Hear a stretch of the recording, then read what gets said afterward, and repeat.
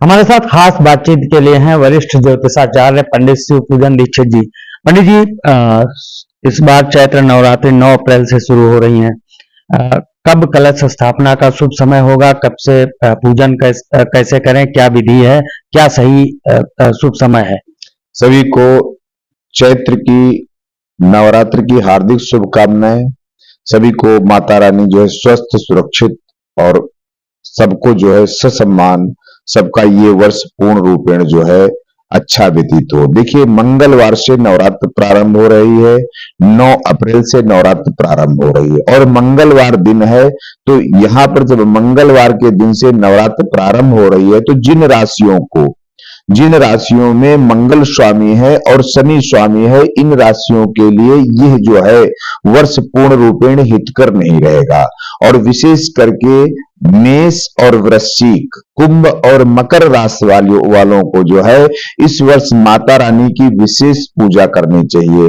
नवरात्र का जो समय है, विशेषता जो शुभ मुहूर्त कलश स्थापन का है, वो 11:36 से लेकर के और 12:24 के मध्य है। यह अभिजित मुहूर्त है और अभिजित मुहूर्त का मतलब होता है कि वो अपने में सिद्ध है। जैसा कि विदेशों में ग्रहण भी पड़ रहा है, इसलिए जो है प्रायः प्रातः काल का मुहूर्त नहीं दिया गया है। यद्यपि विदेश में ग्रहण होने के कारण इसका मानक अपने भारत में लागू नहीं होता है, लेकिन ग्रहण कहीं भी पड़े वो जो है देश विश्व के लिए हितकर नहीं होता है।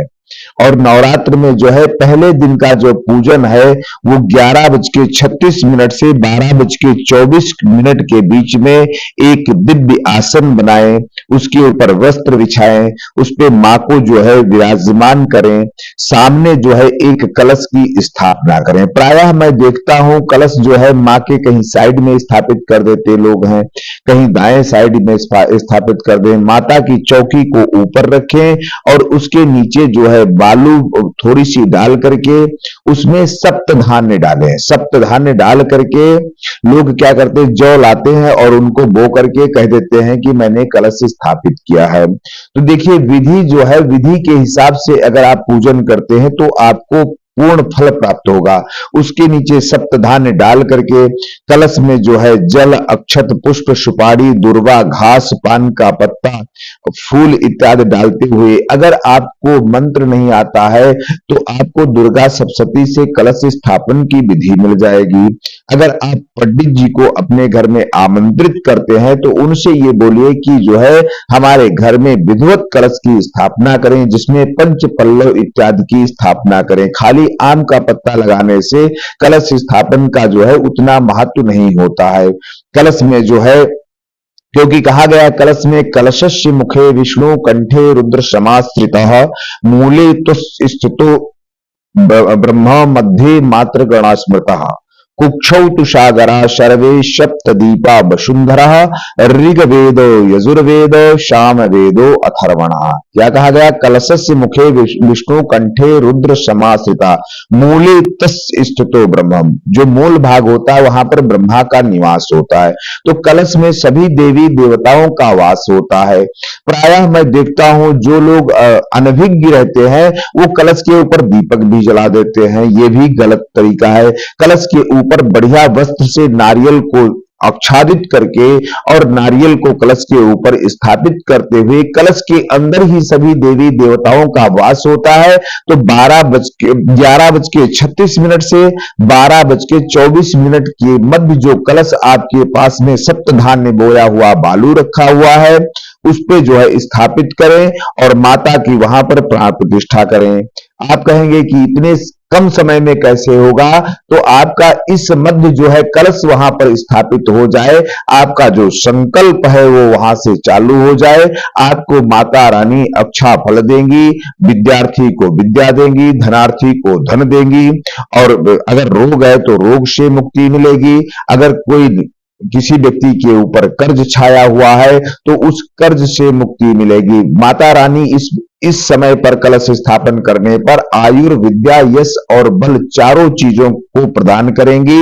आप लोग कलश स्थापन का विशेष समय ध्यान रखें, क्योंकि इस बार सूर्य ग्रहण का भी, और सूर्य ग्रहण आप लोगों को पता है शनि और मंगल की जब युति होती तभी सूर्य ग्रहण होता है। दूसरा प्रमाण यह है कि अमावस्या और प्रतिपदा जब आपस में भेदती है तब सूर्य ग्रहण या चंद्र ग्रहण पड़ता है। तो यहां पर अमावस्या है, तो अमावस्या जो है प्रतिपदा से भेद रही है, इसलिए विदेशों में सूर्य ग्रहण पड़ता है, लेकिन मानक यहां पर ना पड़ने से इसका कोई मान नहीं है। तो इसका समय सारणी बताने की हमें कोई विशेष आवश्यकता नहीं है, लेकिन विश्व के लिए यह सूर्य ग्रहण हितकर नहीं होगा। जय माता दी। पंडित जी, एक छोटा सा और सवाल, ये जो चैत्र नवरात्रि हैं, ये आम जनमानस के लिए, देश के लोगों के लिए अगर हम सामान्यतः देखें तो कैसे फल देने वाला है? क्या आप हितकर हैं पूरी तरह से? देखिए, हमारे यहाँ जब कोई भी नया कार्य चालू होता है तो हम देवी देवताओं की पूजा करके चालू करते हैं। जैसा कि लोग देखते हो 31 दिसंबर की रात को वो करके 1 जनवरी को मनाते हैं ना, नया संवत्सर मनाते हैं। तो वहां पर क्या है कि वहां पर कुछ नया नहीं होता है। आज यहाँ पर सब कुछ नया है। हम जो सूर्य किरण देखेंगे 9 तारीख की, जो सूर्य किरण देखेंगे वो हमारा नव संवत्सर होगा, और नव संवत्सर जो है हम माता रानी की पूजा करके प्रारंभ करते हैं, और हम जो है सदैव ये कहते हैं कि विश्व का कल्याण हो। तो उससे हमारे देश पर आने वाली आपदाएं, विश्व पर आने वाली आपदाएं, जब हम माता रानी को ध्यान करते हुए किसी चीज को आगे बढ़ाएंगे, अपने नए साल में प्रवेश करेंगे, तो माता रानी भारत का ही नहीं पूरे विश्व का कल्याण करेंगी। और जब कोई चीज हम नया कार्य करते हैं तो गणपत्यादि देवताओं की पूजा करने के बाद में प्रारंभ करते हैं। तो हमारे मनीषियों ने, हमारे पुरातन से ये चला आ रहा है कि हम जब कोई याज्ञिक अनुष्ठान या कुछ भी करते हैं तो हम देवी देवताओं की पूजा करके करते हैं। तो क्यों नहीं हम नव संवत्सर में जब प्रवेश कर रहे हैं तो हम देवी देवताओं की पूजा करते हैं और उनसे प्रार्थना करते हैं कि यह हमारा वर्ष जो है पूर्ण रूपेण जो है हमारे परिवार के साथ साथ में पूरे विश्व का जो है कल्याण रखें। इस वर्ष किसी भी तरीके से कोई प्राकृतिक आपदा विशेष ना आने पाए, और माता रानी जो है वास्तव में सभी दुखों को हरने वाली, क्योंकि कहा गया है कुपुत्रो जायेत क्वचिदपि कुमाता न भवति। जब हम माता रानी की पूजा करते हैं तो पुत्र तो कुपुत्र हो सकता है, लेकिन माता कभी कुमाता नहीं हो सकती है। तो जो आपदाएं आने वाली होती हैं वो बहुत बड़ी ना बनकर के छोटी आपदाएं आती हैं। अगर छोटी आपदाएं ना आए तो आप फिर माता रानी या देवी देवताओं को पूछना छोड़ देंगे, क्योंकि कहा गया है दुख में सुमिरन सब करें और सुख में करे न कोई, और जो सुख में सुमिरन करे तो दुख काहे का हो। तो यहां पर यह है कि हम जो है सुख में जब सुमिरन करते हैं परमात्मा का, जब हम नव संवत्सर पूरे उल्लास के साथ मनाते हैं, माता रानी की पूजा करने के बाद मनाते हैं, तो हम माता रानी से ये याचना करते हैं कि हमारे जो है घर में सुख समृद्धि और कल्याण हो।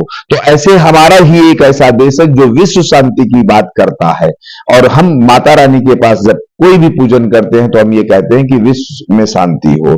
तो इस नवरात्र में हम हर वर्ष नववर्ष पर के उपलक्ष्य में जो है नवरात्र का पूजन करते हैं। इस बार विशेष ध्यान ये रखा जाए, मंगलवार से नवरात्र प्रारंभ हो रही है, तो माँ का जो है वस्त्र जो पहनाया जाए, माँ के ऊपर जो चुनरी इत्यादि पहनाई जाए वो पूर्णतः लाल कलर की होनी चाहिए।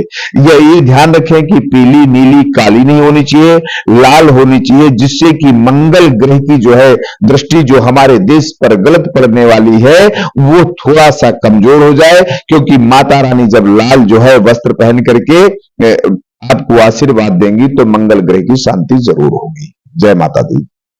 बहुत शुक्रिया पंडित जी। हमारे साथ वरिष्ठ ज्योतिषाचार्य पंडित शिवपूजन दीक्षित थे, और पंडित जी ने बताया कि इस बार जो चैत्र नवरात्र शुरू हो रहे हैं उनको कैसे हमें विधि विधान से पूजा करनी है, कलश स्थापना का शुभ समय क्या है और कैसे पूजा करनी है, और ये नवरात्र कितना शुभ फल देने वाले हैं। लखनऊ से बीपी न्यूज के लिए अनूप त्रिपाठी।